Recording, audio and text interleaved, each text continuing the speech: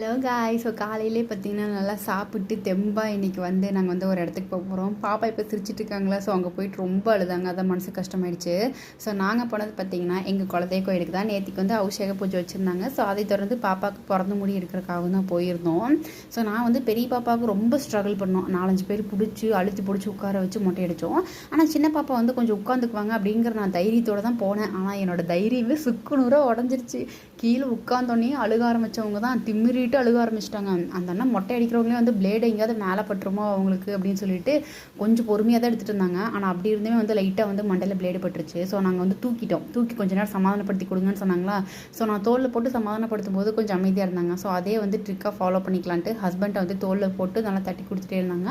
பாப்பா அப்படியே ஓரளவுக்கு சமாதானமானாங்க. அப்படியே அழுத்தி பிடிச்சி மொட்டை அடிச்சிட்டோம். ஸோ அடித்து முடிக்கிறதுக்குள்ளே அம்மா கற்று நான் வீடியோ எடுக்கணும்னு நினைப்பே இல்லை. என் குழந்தைய மொட்டை அடிச்சுட்டு என்கிட்ட கொடுத்துருங்க அப்படிங்கிற மாதிரி தான் இருந்துச்சு. ஸோ இப்போ இவ்வளோ அமைதியாக தூங்கிட்டு இருக்காங்க. ஆனால் அப்போ செம்ம கற்று. ஸோ சந்தனம்லாம் பூசிட்டு ஃபீட் பண்ணிவிட்டு நல்லா கையிலே வச்சுருந்து நல்லா தூங்கிட்டாங்க காத்தடிச்சதுக்கு. இந்த திருவிழா டைம்லலாம் ஐஸ்கிரீம் கார வண்டி கரெக்டாக நிற்குமா. ஸோ இதே போல் வந்தாங்க. பாப்பாவுக்கு ஒன்று வாங்கி கொடுத்துட்டு சாப்பிட வச்சாச்சு. ஸோ அடுத்தடுத்து டக்குன்னு அப்படியே பார்த்திங்கன்னா சாமிக்கு பூஜையெல்லாம் ஆகிடுச்சா. என்னால் ஃபஸ்ட்டு கூட்டத்துக்குள்ளே போய் நிற்க முடியாதுன்ட்டு நான் ஓரமாக நின்றுட்டு இருந்தேன்.